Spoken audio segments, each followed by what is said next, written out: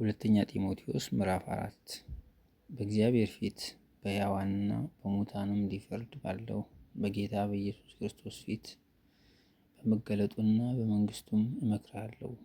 ቃሉን ስበክ፣ በጊዜውም አለጊዜውም ጽና። ፈጽመ እየታገስና እያስተማር ዝለፍና ገስጽ ምከርም። ሕይወት የሚገኝበትን ትምህርት የማይታገሱበት ዘመን ይመጣልና፣ ነገር ግን ጆሮቻቸውን የሚያሳክክ ስለሆነ እንደ ገዛ ምኞታቸው ለራሳቸው አስተማሪዎችን ያከማቻሉ። እውነትንም ከመስማት ጆሮዎቻቸውን ይመልሳሉ፣ ወደ ተረትም ፈቀቅ ይላሉ። አንተ ግን ነገርን ሁሉ በልክ አድርግ፣ መከራን ተቀበል፣ የወንጌል ሰባኪነትን ስራ አድርግ፣ አገልግሎትን ፈጽም። በመስዋዕት እንደሚደረግ የእኔ ሕይወት ይሰዋልና የሚሄድበትም ጊዜ ደርሷል። መልካሙን ገድል ተጋድያለሁ፣ ሩጫውን ጨርሻለሁ፣ ሃይማኖትን ጠብቄአለሁ። ወደፊት የጽድቅ አክሊል ተዘጋጅቶልኛል። ይህንም ጻድቅ ፈራጅ የሆነው ጌታ ያን ቀን ለእኔ ያስረክባል። ደግሞም መገለጡን ለሚወዱት ሁሉ እንጂ ለእኔ ብቻ አይደለም። በቶሎ ወደ እኔ እንድትመጣ ትጋ። ዴማስ የአሁኑን ዓለም ወዶ ትቶኛልና ወደ ሰሎንቄም ሄደዋል።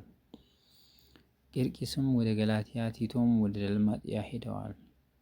ሉቃስ ብቻ ከኔ ጋር አለ። ማርቆስ ለአገልግሎት ብዙ ይጠቅመኛልና ይዘኸው ከአንተ ጋር አምጣው። ቲኪቆስን ግን ወደ ኤፌሶን ላኩት። ስትመጣ በጢሮአዳ ከአቅርጳ ዘንድ የተውኋትን በርኖሱንና መጽሐፍቱን ይልቁንም በብራና የተጻፉትን አምጣልኝ። የናስ አንጥረኛው እስክንድሮስ እጅግ ከፋብኝ። ጌታ እንደ ስራው ይመልስለታል። አንተም ደግሞ ከእርሱ ተጠበቅ፣ የምናገረውን እጅግ ተቃውሟልና። በፊተኛው ሙግቴ አንድ ስንኳ አልደረሰልኝም። ሁሉም ተውኝ እንጂ ይህንም አይቁጠርባቸው። ዳሩ ግን የስብከቱ ስራ በእኔ እንዲፈጸም አሕዛብም ሁሉ እንዲሰሙት ጌታ በእኔ አጠገብ ቆሞ አበረታኝ። ከአንበሳ አፍም ዳንሁ። ጌታም ከክፉ ነገር ሁሉ ያድነኛል፣ ለሰማያዊ መንግስት ይጠብቀኛል።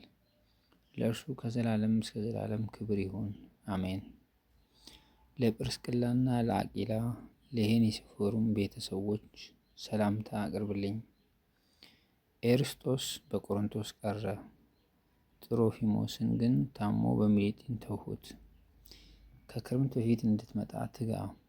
ኤውግሎስና ጱዴስ፣ ሊኖስም፣ ክላውዲያም ወንድሞችም ሁሉ ሰላምታ ያቀርቡልሃል። ጌታ ኢየሱስ ክርስቶስ ከመንፈስ ጋር ይሁን።